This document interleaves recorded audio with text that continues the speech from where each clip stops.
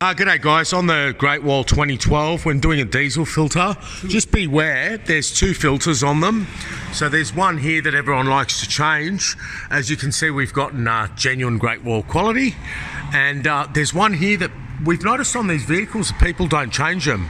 Probably because the lack of availability in Australia of those filters. We went genuine and we got it in 3 days from Great Wall in Lansvale.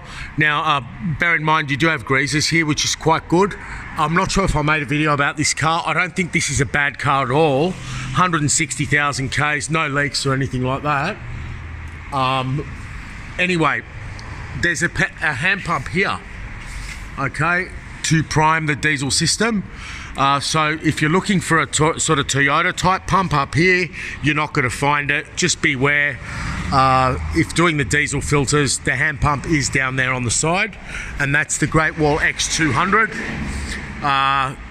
diesel 4-cylinder. Okay, hope that helps, babe.